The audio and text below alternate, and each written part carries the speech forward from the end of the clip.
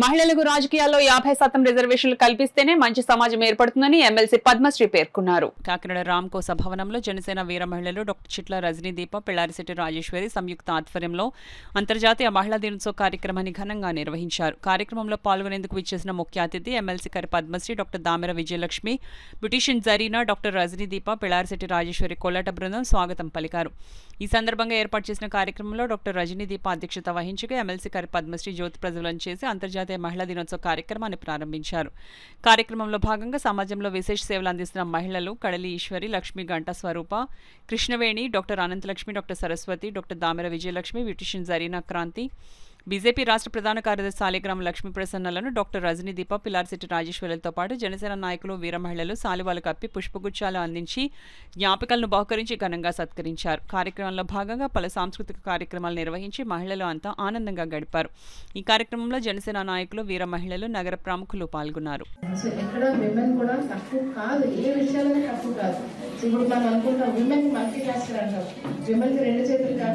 నాలుగు చేతులు కాదు 10 చేతులు ఇచ్చినా కూడా అన్ని చేతులతో కూడా వర్క్ చేసే టాలెంట్, అలాగే మైండ్ సెట్ కూడా విమెన్ ఉన్నది. అన్ని చేయగలనంటది. మళ్ళీ ఎక్కడో లోపల నుంచి నేను చేయగలనా, సంథింగ్ ఏదో లోపం ఉన్నది అని చెప్పి అదే మైండ్ అనుకుంటుంది. సో ఇందులో నుంచి బయటికి రావాలి అంటే కంపల్సరీగా అంటే మనకి ఇప్పుడు కొన్ని వ్యాక్సిన్స్ లో డోసెస్ ఉంటాయి కదండి, 1, 2, 3 అన్నట్టుగా. అలాగే ఇప్పుడు ఏం చేస్తున్నామంటే ప్రతి సంవత్సరం విమెన్స్ డే అని చెప్పేసి ఒక డోస్ ఇస్తూ ఉంటాం అనమాట విమెన్ కి. అంటే సంవత్సరం అయినప్పటికీ మళ్ళీ మర్చిపోతారు. మళ్ళీ విమెన్స్ డే వచ్చినట్టే మళ్ళీ మైండ్ లో బ్రెయిన్ లో వెళ్తుంది. మళ్ళీ కొన్ని రోజులు మళ్ళీ యాక్టివ్ గా ఉంటాం.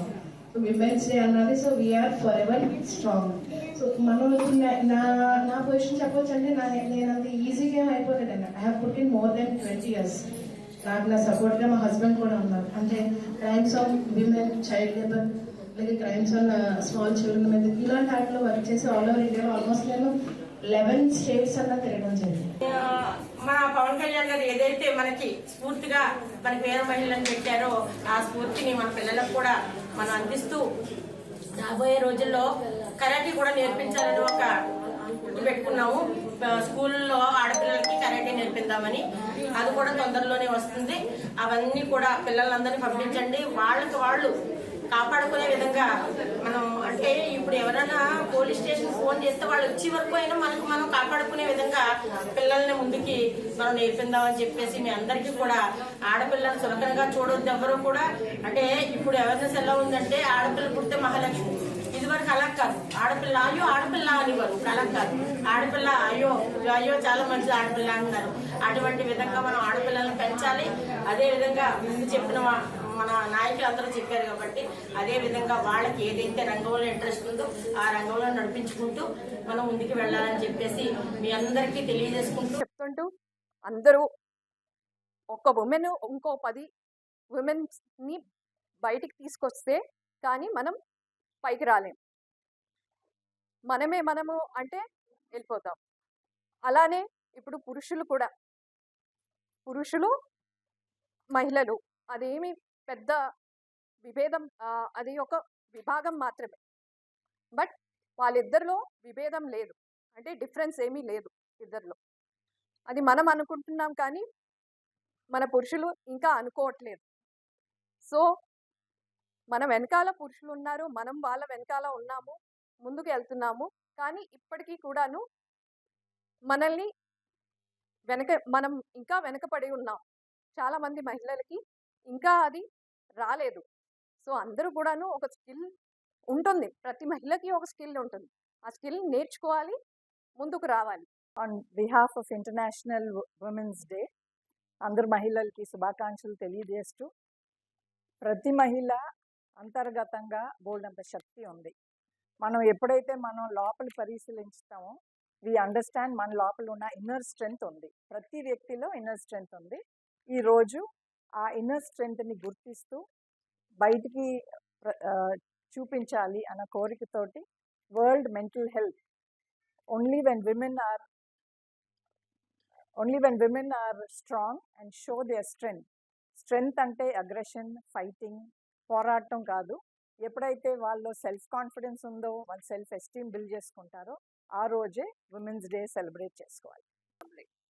అయితే దీనికోసం ఎస్పెషల్లీ ప్రతి మహిళ కూడా హౌస్ వైఫ్స్ లాగే సెటిల్ అవ్వకుండా ఏదో ఒక విద్య, ఏదో ఒక స్కిల్ ద్వారా ఆర్థిక స్వాతంత్రం ఎప్పుడైతే సంపాదించుకోగలిగారో వాళ్ళకి ఆ వాయిస్ ఉంటుంది. They can ask for their rights. And also right వాళ్ళకి ఆల్రెడీ ఉన్నదే, ఎవరిని అడగక్కర్లేదు. But when they feel they are discriminated, వాళ్ళ హక్కు వాళ్ళకి రావట్లేదు అన్నప్పుడు దే కెన్ ఫైట్.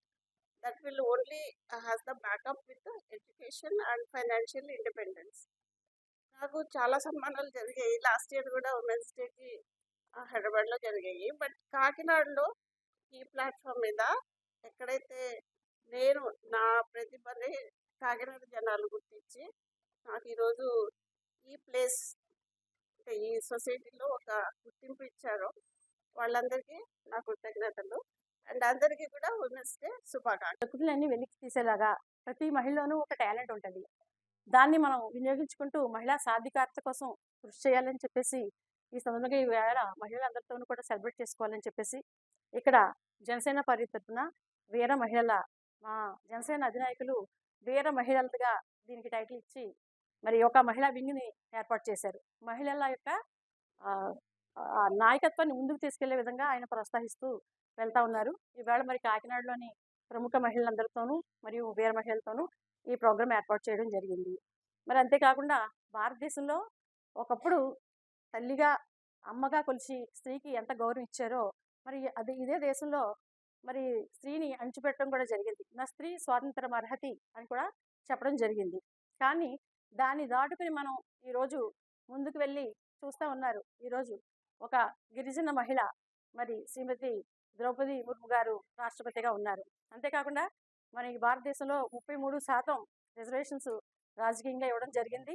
దాన్ని వినియోగించుకుని మహిళలందరూ కూడా రాజకీయంగా ముందుకు రావాలి. ముఖ్యంగా రాజకీయాలకు ఎందుకు రావాలి అంటే శాసన నిర్మాణ సభల్లో పాల్గొన్నప్పుడే మరి శాసన నిర్మాణాన్ని మహిళలు శాసించగలిగేలా ఉండాలి.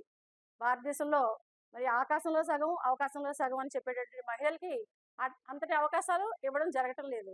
కాబట్టి ఇప్పుడు వచ్చిన ఈ రిజర్వేషన్లను ఉపయోగించుకుని ముందుకు వెళ్ళాలి అని చెప్పేసి ఈ సందర్భంగా మహిళలందరికీ మరొకసారి శుభాకాంక్షలు తెలుపుతూ రాజేశ్వరి.